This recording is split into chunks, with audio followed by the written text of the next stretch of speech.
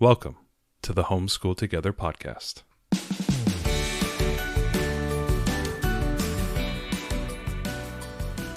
Where one working mom and a stay-at-home dad help you navigate the nuts and bolts of the growing and dynamic world of homeschooling. With a focus on early learners, like me. All the ins and outs of building and maintaining your homeschool life. Homeschool. Find out tips and tricks to make things like this easier. I'm reading. And ultimately, enjoy educating your kids. And what's that last thing? Have fun together. Did I do good, Daddy?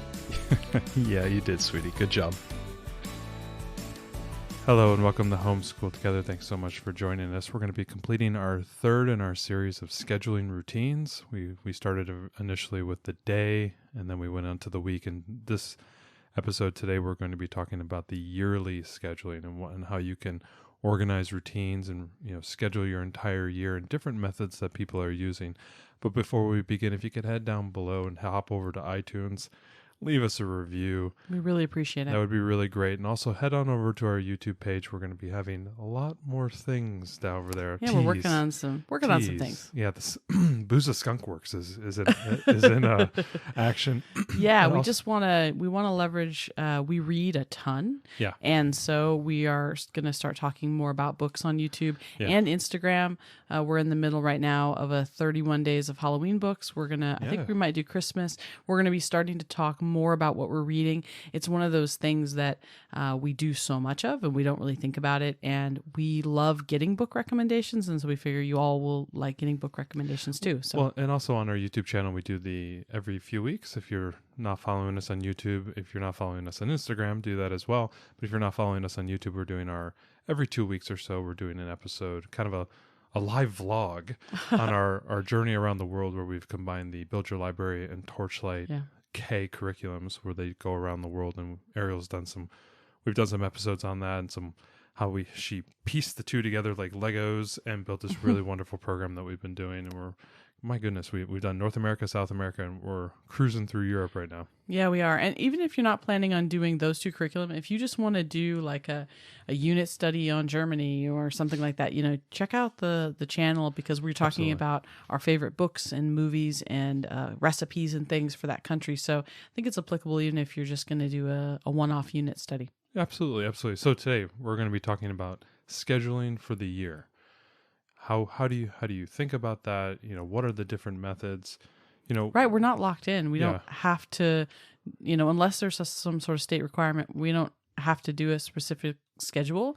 And so we wanted to, as we've done in the last two episodes, we want to talk about some options and some ways that different families organize their homeschool year. So just give you some food for thought and some things that you might not have thought of. Has anyone done moon schooling like every 28 days or so? I'm sure somebody has. Somebody has. As we like to say, as many different types of people as there are that many different types of ways to homeschool, because it can be so customized. So let us know if we don't cover one of the ways that you schedule your year. We're always looking to learn more, but these are just some ideas and things that we've read about and that we do and other folks that we know, and hopefully it'll give you some good ideas. So let's just jump right into it. Cycle schooling. What is that? Is that teaching on bicycles where you're hauling them behind you? Yeah. Sometimes you'll hear it referred to as Sabbath schooling, which would be like a 6 weeks on, 1 week off. But this could actually be 3 weeks on, 1 week off, 4 weeks on, 5 weeks on, 1 week off.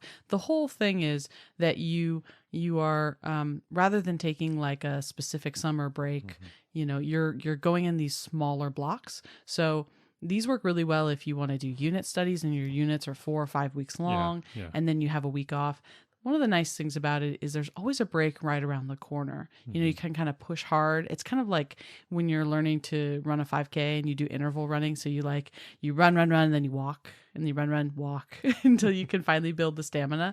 So, but this is something that a lot of families really they embrace doing this, because it's everyone can focus for a few weeks and give some good effort and know that they're going to have a week off. And families do a lot of things with that week off. Sometimes that's a great time to go and visit grandma and grandpa if you can do that, or go on a short trip when those are available again, or plan a bunch of field trips or something else that's really fun that you couldn't normally do because it would disrupt your homeschool rhythm. So Yeah, disruption of the week.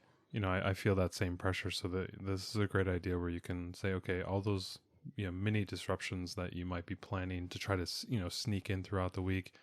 If you're thinking like, oh, I'll have a week in a month, let's schedule everything there. That would be a right. great Or time. if you really want to take off time vacations, I mean, not that you can't take vacations other times, but this is a time when you could say, hey, every 4 weeks, we're going to do something. We're going to go somewhere for a few days, and maybe that's part of your learning, or maybe it's not. But yeah, there's always a break coming up right around the corner, which I think is this is a cool way to go. And if you are approaching things from a unit study perspective or even an unschooling perspective, and you're okay with these shorter durations, it's not going to mess with your curriculum quan, I think it's a cool way to go. Well, it also gives you a little bit of time, even during that break week where you're doing some fun things, maybe even traveling a little bit or doing some camping or whatever that might be, that you get a little bit of time to clear your own mind as an educator and also think about the planning going forward. I know that's something that we've talked about. You can take a breath and get your thoughts together for the next time. One thing that we've noticed with the Around the World thing is that almost like we can't catch our breath.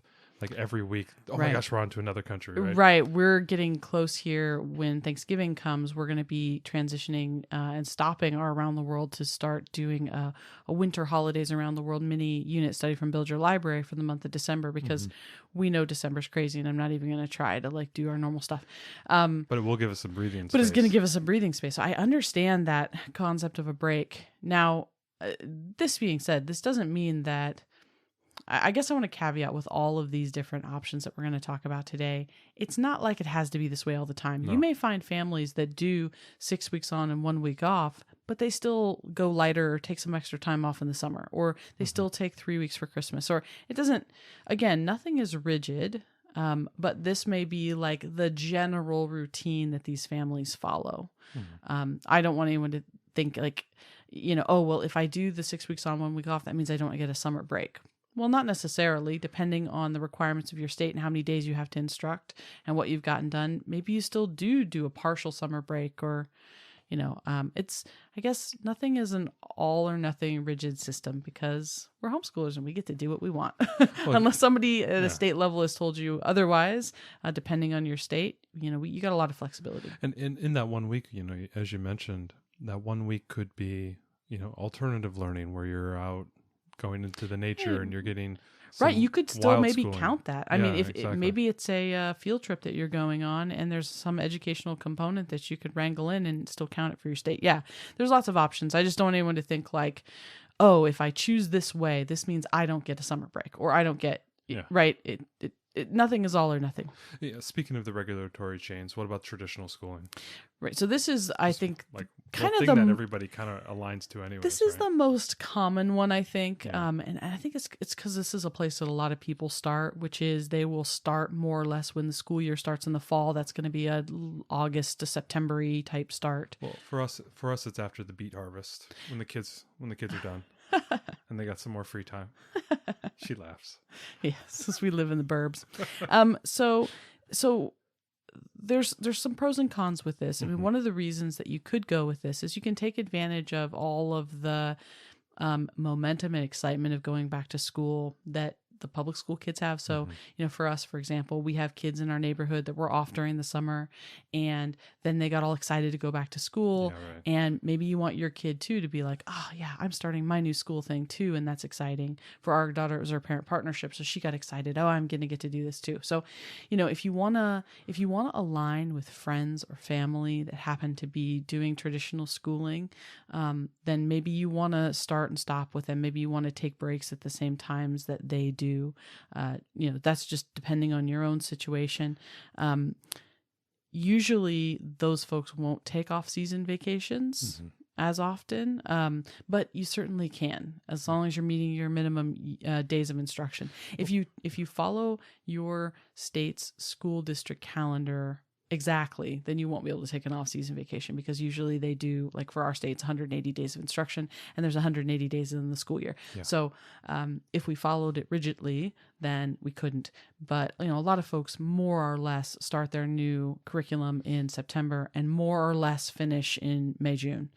And there's still maybe some time for 1 or 2 off-season vacations or some other things, but Yeah.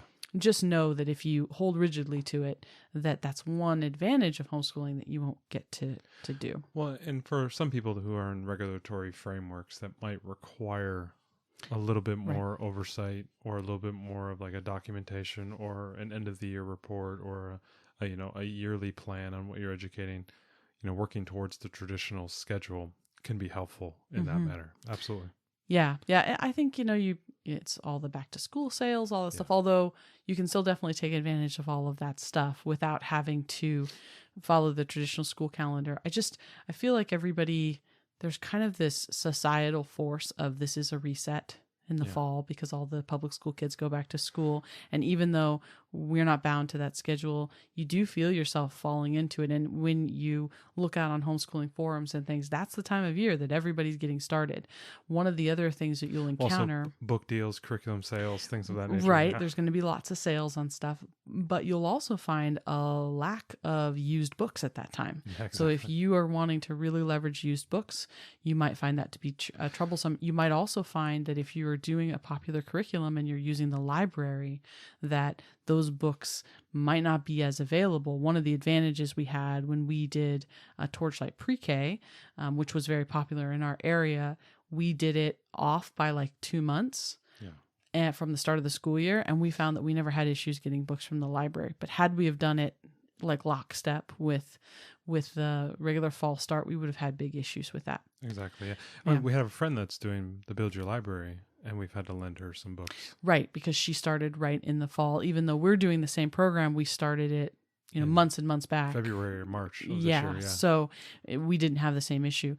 Something else that you could also encounter is that some curriculums that have science or nature-based components may be aligned with the traditional year. So you'll either have to do them out of order. So that's what we did. We did Blossom and Root Early Years Volume 2. There's some nature-based stuff in there. We had to change some weeks around because it was like some of it was assessing snowflakes and stuff, and it was like, April. And so it just wasn't appropriate. So we had to change some things around.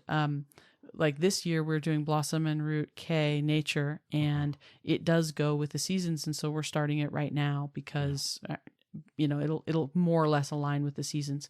But that's the other thing too.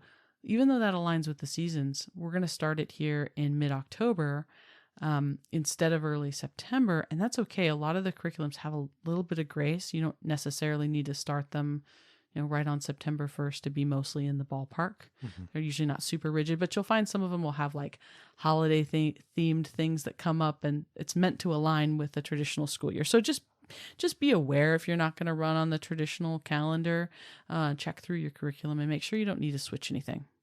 Another popular method, maybe kind of in some respects, kind of blending maybe the first one and the second one. You can kind of go all year round. And it's something that we do. We don't really, while we do work within the traditional schedule because we are part of the parent partnership now, we've said a lot of times that we go all year round. We kind of gear it down slightly in the summer.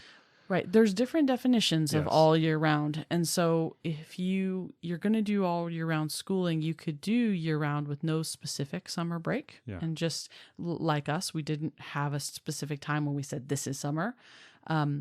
We did go ahead and lighten our summer a little bit, which a lot of people do. They won't do quite as much curriculum in the summer as they, because other kids are off school. The weather is nice. You want to go to the lake and do different fun summertime activities.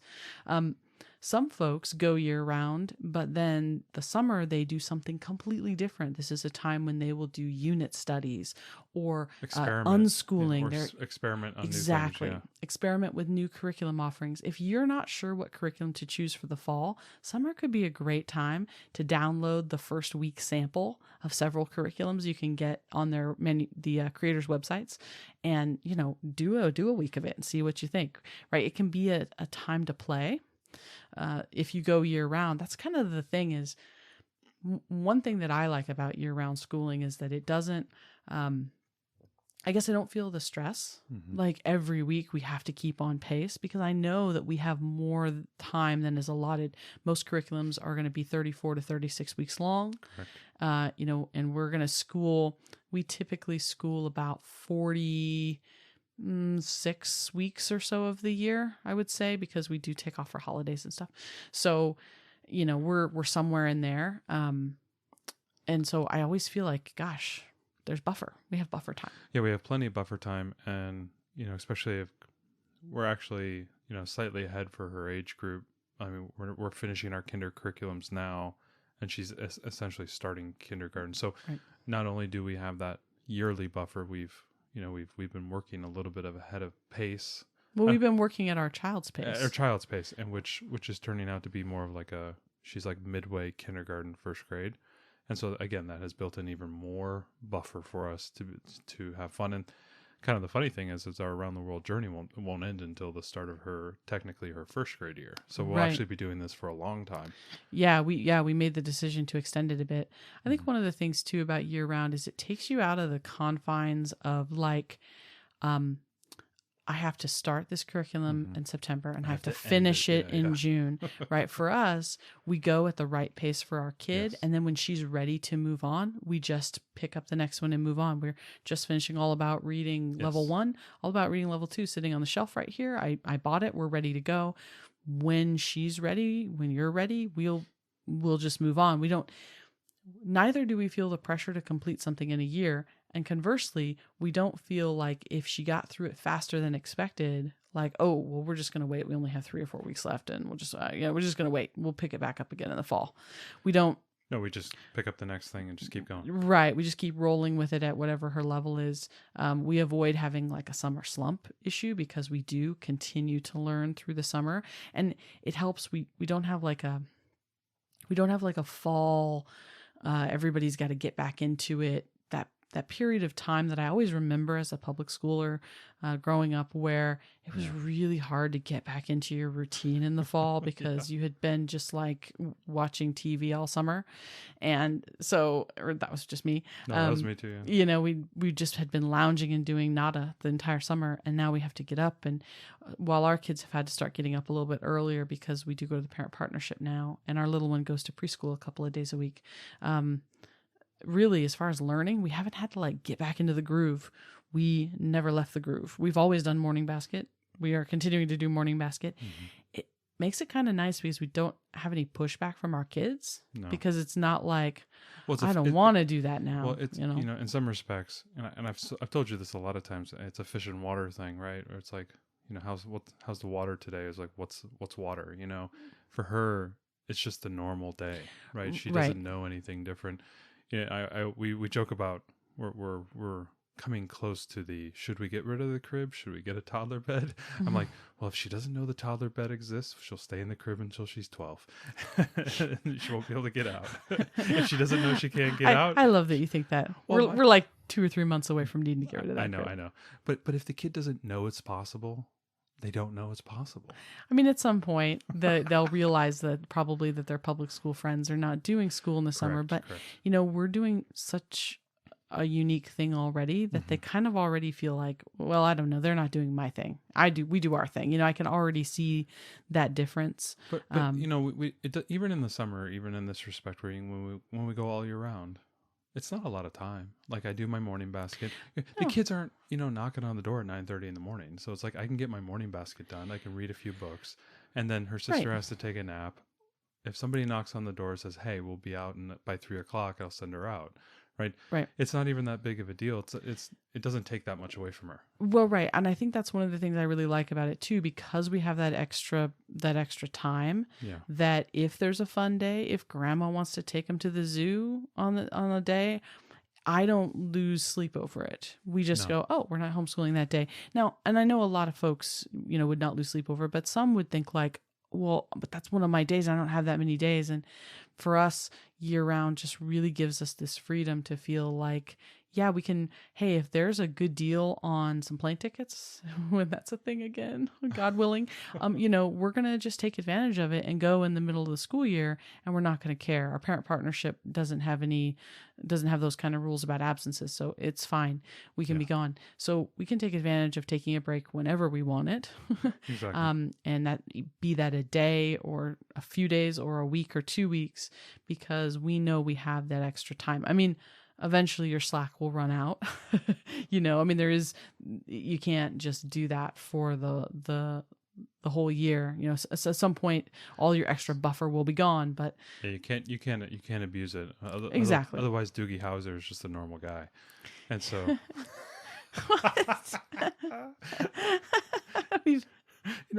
right? If Doogie Howser's slacked most of the time, he would just be a kid who graduated high school.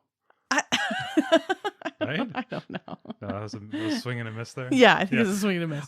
The other option that people can take outside of traditional or this block schedule or year round is following a co-op or some parent partnership. And maybe how is that different than the traditional school year?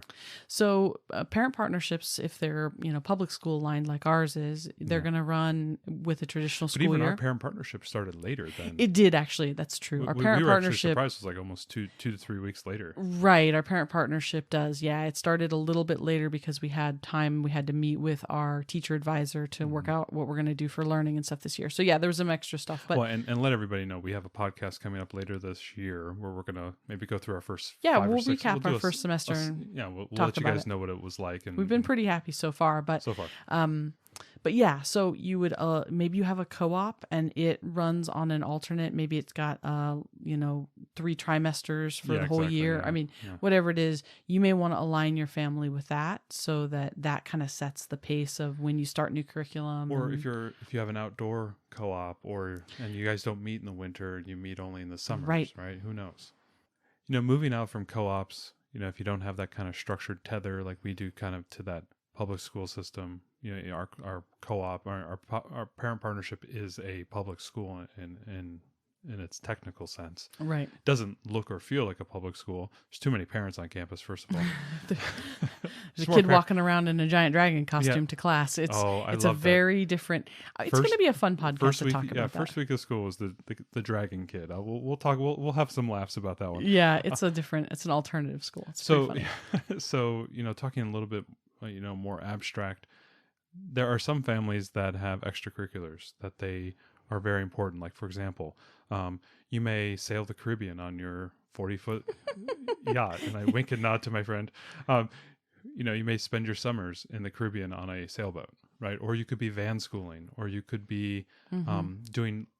You're a camping family or a backpacking family, right? Or you're a skiing family. You ski, and so one of these extracurriculars, maybe this sets your schedule. So let's say that, like that same family, they love to ski. So maybe you set up your whole schedule so that the whole month of January is completely off, because you're going to ski your hearts out. But even more so, like if you have as a corollary to that, if you have an athlete in the family. Right. Like if you have a kid who's 10 years old and he is a really good snowboarder, or if you have a daughter who is, going the distance with gymnastics, or you have a young kid who's a basketball or AAU, soccer or anything, and you've got to travel and you've got to do those things. Your AAU year may be, okay, well, we got to go from September to February. That's our big year. So we have to really focus on what we're doing here. So you have to adapt your whole homeschooling around it. Right. And, I kind of feel like there's 2 parts to a yearly schedule, right? There's the everything, and then there's the minimum. So, you may say, well, okay, let's say you have a 3-month season of some intense sport that you have to travel a lot for with your kid. And maybe those 3 months are the times when you don't do the everything, but you do the minimum. Maybe you still do a little math, you still do a bit of reading, morning just so you don't nature, lose your momentum on that stuff. So, and that's the other thing. When you're looking at these schedules, it doesn't have to be just on or off. It could just be, hey, this is when we're going to go full, and this is when we're going to go just to the bare minimum, because we're really busy with these other things that are very important to our family. This is one of the other great advantages of homeschool. If you've got a kid who's an actor in a local theater and has started doing commercial stuff, we've met some We've kid met a kid lot actors, of kids who are kid actors who are and they're really, homeschooled, right? yes. And there's times when they're in a show, and that's intensive. Well, no, they might be in 2 shows. Like one kid that we met was in 2 shows. Right. That's a time when they could say, hey, we're going to drop down and do the minimum. And that's the way we're going to schedule our year. So if you're a family that has an extracurricular that you love, consider scheduling yourself around that, because, otherwise you might be setting yourself up for failure. If you want to be skiing 4 or 5 days out of the week for a whole month, that's not the time to try to cram in all your regular lessons too. And we need to let people know we have a ski resort 45 minutes from our house. Like That's why that's one of the reasons go. why we bring that up. Not because hey, let's go live up in Park City for the week. Summer, no, we have a in ski our resort chalet. not too far Yeah, from I mean us. it's a 45-minute drive. There's a lot of people here who ski all the time. Right. There's a lot of people that sail here because Yes, we're in the exactly. Seattle area, and that's Sailing's, very yeah. popular as well. So, but if there's something that is really intensive that is a stressful time for your family because there's a lot going on, schedule your year around it. Or to flip it around, we're talking about the kids, but what about the parents? What if a dad is deployed and he's coming home Right. for leave for 3 months? Maybe you want to dial back your homeschooling during that time period. So you can just enjoy time. Or you have a parent who is, going to go off onto the oil rig, and they'll be back in 6 months. Mm-hmm. Those type of things, you can also gear your education around the availability of parents. Right. I mean, and that can go either 2 ways. You could either down regulate during that time period, or you can upregulate during that time period, because you'll have 2 parents where you can Right. share duties, and maybe you could have 3 months Right. of really intensive education, and then you can ease back on it when maybe you're a mother or a father and you've got to take care of 2 or 3 or 4 kids, and the husband or the wife isn't around. Right. Okay, great. I don't have to do as much here, because when they were off, we worked really, really hard for like 3 or 4 months, and then we eased up. Right. Yeah, we had Those are some the family risks. friends Yeah. whose husband he would be Deployed gone for on like NOAA, 4 to yeah. 5 weeks. It was before he was in NOAA. He'd be Yeah. gone for 4 or 5 weeks, and then he would be like home for 2 weeks, and then he would be gone. And they homeschooled, and they planned their schedule around getting all the stuff done so that when he was home, they could truly all be off together. Exactly, So I guess just don't limit yourself. Any and all of these are possibilities with whatever works best with your family, but try to find what will work with your rhythm, because otherwise, you could end up like fighting against time, right? If you don't take those weeks off when dad or mom is home after they've been traveling, then you're fighting with your kids trying to get them to do stuff, and they're just wanting to spend time with their parent, right? So, Yeah, right. set yourself up for success. Absolutely. Next thing is calendar schooling. So taking that same idea of kind of shifting your mentality around based on the circumstances, how can people do that with respect to the calendar? So some people say, This goes back to my moon schooling idea. yeah, some people are like, we start fresh in January. Yes. We Christmas break and all the craziness, and we don't have to pick up where we left off. We just start fresh. That's when we start all our new curriculum. We just school based on the regular So I like that calendar. idea where you try to in the American holiday system, if you're not from the US, but basically once you move into middle of November, it's just holidays all the way to the end of the year. Right. Yeah. And I can really imagine like finishing your year just before, say, Thanksgiving, and then just coasting, morning baskets, just basic reading materials and things like that. And then boom, gearing back up in January. Right. It has a couple of good advantages. One of the things that is great about it is we tend to get into this like February slump time. If you have that problem, we did a podcast all about that. Yeah, we did. Yep. So go back and look at it. Maybe we can link it in the show notes. But this is a good way to like put a lot of energy into the beginning of your year. You've come off the holidays. You start with things that are fresh and new, and it helps maybe get you over what would normally be a slump time when the weather's not great and we're inside a little bit and everybody just kind of there's this downtime, and that it's still winter. It's not quite spring yet. Yeah, no, it's a real feeling. I know we felt it last year. It's a real feeling. There's actually several slumps throughout the year, but that's the one I think we feel the most because we can't get outside. We can here, but it's cold and dreary, and everybody's just kind of, you had the holidays and there's so much hype, and then you come into January, try to get back into things, and you just end up kind of, your momentum peters out. So This is a cool way. If you have that problem, maybe try this. The other thing that I found is really great. If you are, if you're gonna start in January, it's a great time for used books, for used curriculum and stuff, because what's happened is people have tried stuff through the fall and has not worked for them for whatever reason, or they've gotten through it quicker, and so they're ready to start parting with books. So you can find, I remember last year before we had started our kinder journey, I was looking for this art book and it was out of print, and so I had to get it used. And I mean, I couldn't find one at all before the start of the year. And then I looked in January this last year, and there was like a flood of them because everybody's taken their books to Goodwill. People have also gotten lots of books and things for Christmas, and so they cull some of their shelves and they get rid of old books. So if you're relying on used books, so even if you're not doing, we don't calendar school, but still look in January or, around there for used books if you need to buy them used, whatever your school calendar is, because I was amazed. I thought that was like an old wives' tale. It wasn't. There really are a lot of great used books in January. So those were a bunch of ideas to have it, but what about with respect to the regulatory environment? We always have to keep that in the back of our minds. What are we required to do? Some states have less, some states have more. How do they keep that in the front of their mind when they're trying to decide which method works best for them? It's very important to understand what the regulations are in your state. So whatever requirements you have, if you have 180 days of instruction or however many hours equals however many days, or whatever the requirement is. And what I like to do is just map it out. Now, it doesn't mean that we might not take extra breaks or things, but just kind of have an idea of, this is what I think my year is going to be, and this is where I think my breaks are going to be, and just double check that you're within it and know how much margin you have if you decide to take extra time off. And like we said, oftentimes if you take time off, you can still leverage something that you did while you were off for homeschooling. So, I mean, don't be too stressed about it, but just know before you plan, especially if you're going to take some big breaks, that you want to make sure that you're not going to get to the end of the year and come up short.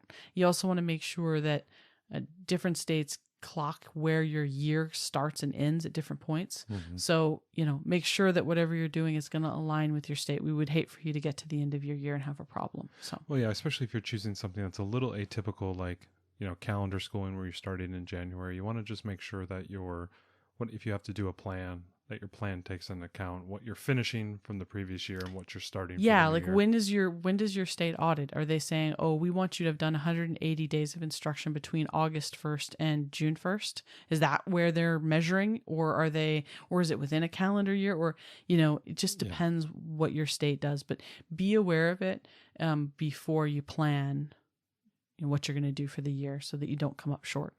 So we had a bunch of ideas: cycle schooling, traditional schooling, year round, following your co-op or your parent partnership, whatever you choose to do. If your family has extracurriculars, or if you have kind of life situations with respect to employment, to consider maybe doing a method around that, calendar schooling, and then, also keeping in mind your state requirements. We've covered a lot of topics here.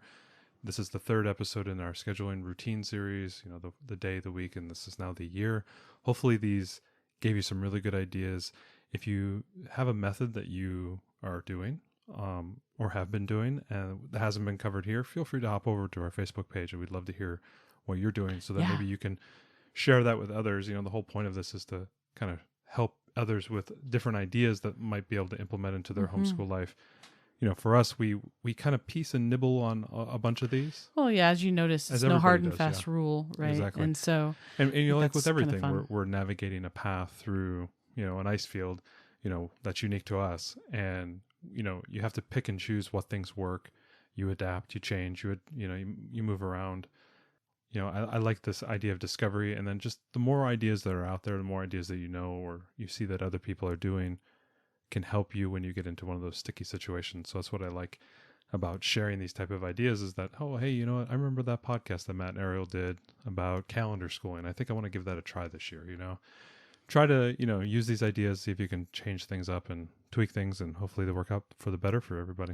It's nice. I like that we're not, in our state at least, and in many states, you're not locked into doing one specific thing. Yeah. Like we've talked about, you could say like, yeah, I really love year-round schooling, but I also really love to ski, so I'm going to do 2 weeks in January off, but I'll do the rest year round. And I like that idea about starting new curriculum, but I don't want to start my whole new curriculum. I'm just going to do a new history curriculum starting in January, so I can take advantage of some of that, traditional or a calendar schooling. Yeah, right. And, the rest of my stuff I'm going to run with a traditional calendar. In the summer, I'm going to do things a little lighter. Like, you could say, I like some of all of this. Yeah, exactly. Right. And I'm going to do cycles where I'm going to do 4 weeks on my main curriculum. And then I'm just going to do a week of a unit study. Maybe it's not a break, but it's just a different week. Exactly. Yeah. Be really creative. You could really say, like, can I have it all? Yes, you can. And you could really do that. I want it all. Whoa, whoa.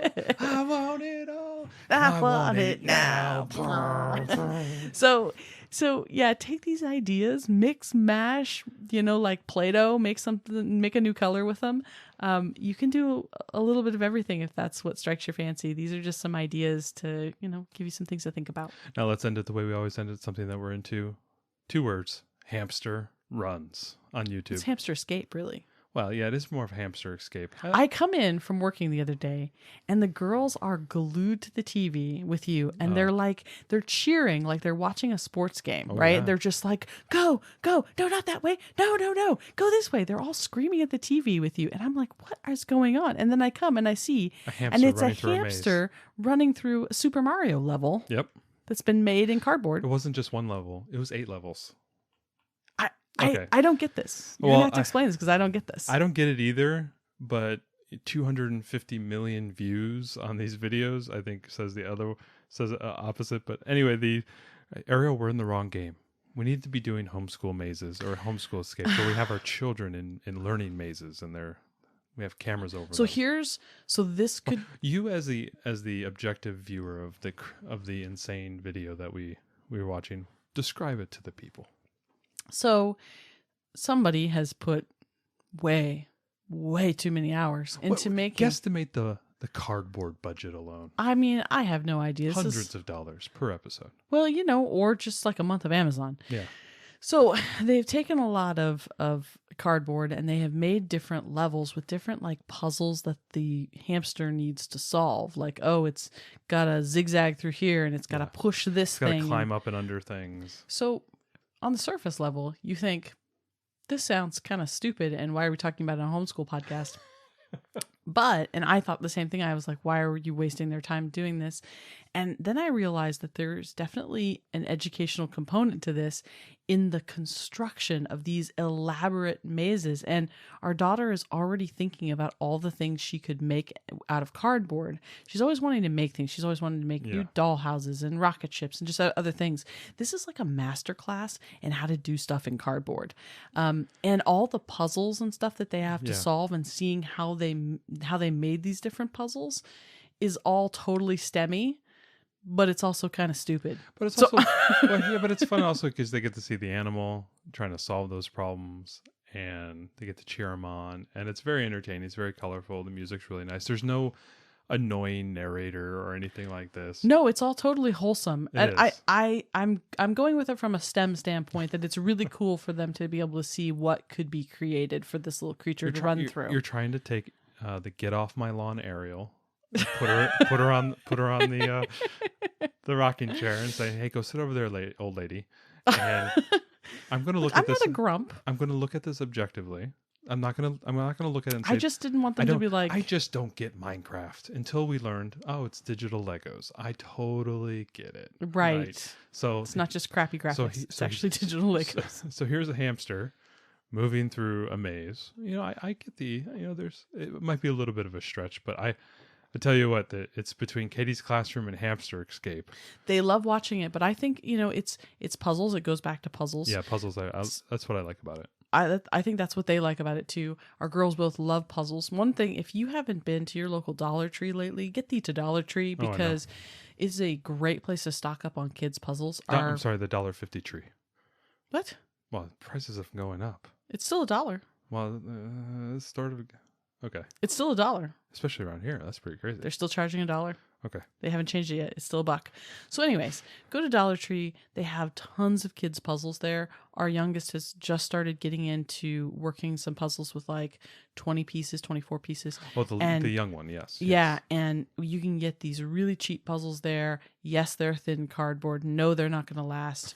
It's okay. She's 2. I don't want to spend more. You could probably recycle every piece of it. I love all the Melissa and Doug wooden puzzles we have. Don't get me wrong. We have several of them. But this is nice because you can have a nice variety and you don't care all that much. Because if, something gets banged up, it's just cardboard. Comes in a cardboard box. You can recycle the whole thing. Our daughter does 100-piece puzzles that you can also get from Dollar Tree. Mm-hmm. And there's tons of them. So if your kids really like puzzles and they like lots of change up, or if you have this problem where you always lose puzzle pieces, then just go to Dollar Tree and get these fully recyclable puzzles. And the great thing about it is you get a lot of puzzles that are, themed, where it's a trolls puzzle. Like our daughter was really into trolls for a while. Right. I was able to go there and buy like 5 or 6 of them and just like give her one every. It's few all weeks. the popular kids stuff. It's Star Frozen, Wars, Trolls, Star Frozen, Wars, yeah. Peppa Pig. I got one Peppa Pig for our one, daughter. Cars. There's all just like the popular kids cartoon stuff, Paw Patrol, that kind of stuff. So anyway, if you haven't done that, puzzles in general, we're talking about puzzles and mazes and things like that. So yeah. So puzzles. Hamster Escape. I'll put a link below, and you will wonder where your 10 minutes went because you're rooting for them. I'll link the Super Mario one. It was really cute. It's amazing. It was cute. It's amazing what they did in cardboard. Yeah, I love the. You remember the big bullet from? Yeah. So the hamster, he had to go into his little kind of like sunken area and wait for the big bullet to come across over his head, and he kind of like ran up. They give little food. You can see him eating the food along the way. So they do bait him along the way. But yeah, they had to give him some motivation. Well, and our little one is kind of what we've been watching La Palma. We could have there's a lot of stuff we've been interested, but our 2-year-old's been really interested into the La Palma volcano. Yeah. So every night it's like, volcano, Dad, volcano. And she saw the lava in the dungeon thing. And she goes, oh no, lava! Don't step on lava. That hot. Yeah. She's yelling at the screen to tell the hamster, don't touch the lava. It was enjoyable. It was good moments. It was one of those, This is what we do at our house. This is during pandemic. What else you got going on? Hamster Escape. Thanks so much for joining us today and making us a part of your homeschool journey. Please engage with us on social media. Join our Homeschool Together podcast group on Facebook and find us at Homeschool Together Podcast on Instagram. We'd love to hear your feedback, questions, and recommendations. Until next time. Happy homeschooling!